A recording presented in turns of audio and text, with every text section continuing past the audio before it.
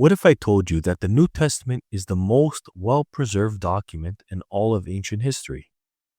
More reliable than Plato, Aristotle, and even Homer's Iliad.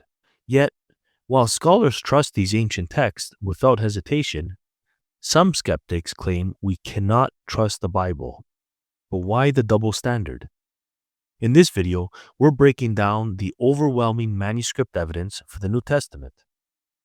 We're not talking about faith, just cold, hard historical facts that leave no doubt.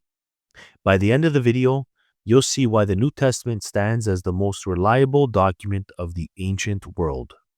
Let's jump right in. Part 1. Why manuscript evidence matters. You see, before the printing press, every book had to be copied by hand. The more copies we have of an ancient text, and the closer those copies are to the original, the more confident we can be that the text is accurate. You see, scholars use two key factors to judge an ancient document's reliability. Number one, the number of existing manuscripts, and number two, the time gap between when the original was written and the earliest surviving copy. The smaller the gap, the better. The more copies we have, the easier it is to cross-check for accuracy. So, how does the New Testament compare? That leads us into number 2, the New Testament versus other ancient works. Let's compare the New Testament to some of the most respected ancient writings. For example, the Iliad by Homer was written at approximately 800 BC. What's the date of the earliest copy? 400 BC. That's a 400-year difference. And how many total copies do we have? 1800. What about Histories by Herodotus? It was written about 430 BC. What's the earliest copy we have? 900 AD. That's a 1300-year difference. And how many total copies? 109. What about the history of the Peloponnesian War? It was written about 400 BC. And the earliest copy? 900 AD. Again, a 1300-year gap with only 96 copies. And what about the Republic of Plato? Written about 380 BC. The earliest copy we have is 900 AD. That's a 1200-year gap. And how many copies do we have? Can you guess? Only 7. And what about the Annals by Tacitus?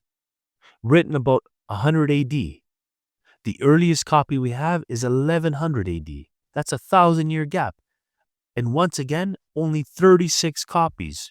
What about the New Testament? Even using conservative numbers, it was written between 50 and 100 AD.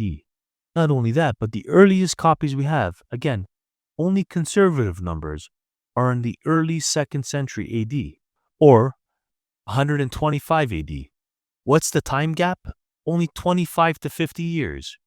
And get this, how many copies do we have? 5,800 plus Greek manuscripts. So you see, Homer's Iliad has 1,800 copies, and scholars accept it without question.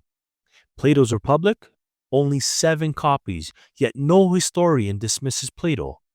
Meanwhile, the New Testament has over 5,800 Greek manuscripts with over 24,000 total copies in different languages. It is not even close. So why the double standard? Which leads us to part 3, the shortest time gap in history. You see, it's not just about how many copies exist.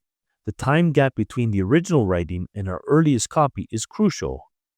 The New Testament has a gap of just 25 to 50 years within the lifetime of the original eyewitnesses. Compare that to the 1200-year gap for Plato or the 1300-year gap for Herodotus. The New Testament blows everything else out of the water. Number 4, the early church fathers' writings. Even if every single New Testament manuscript vanished overnight, we could reconstruct nearly the entire New Testament from the letters of the early church fathers. Church fathers like Ignatius, Irenaeus, and Clement quoted the New Testament so extensively that we can confirm its accuracy through their writings alone. This means the idea that the text was changed over time is a myth. Number 5, addressing variants. Do they matter? Now, skeptics argue that there are thousands of variants in New Testament manuscripts. But here's what they won't tell you. Over 99% of these differences are simple spelling errors or word order changes. Does switching the order change the meaning? For example, they're as simple as something as this: I went to the store, or the variation, store I went to. You can see it does not change the meaning at all. No doctrinal changes occur because of these minor differences. So you see, the evidence is overwhelming. If we reject the New Testament based on manuscript evidence, we'd have to reject every ancient document. Yet no one doubts Caesar, Plato, or Aristotle. If you did, you would have to remove every single ancient history course in every post-secondary institution in the world. But that's silly, isn't it? The Bible is not only historically reliable, it is the most well-preserved text in all of antiquity. So next time someone claims the Bible is unreliable, ask them, do you trust Plato? How about Caesar? Or even Aristotle? Because if you do, then rejecting the New Testament isn't skepticism, it's bias. As always, if you like this video, please don't forget to like, share, and subscribe, and leave your comments down below. Let me know what you think.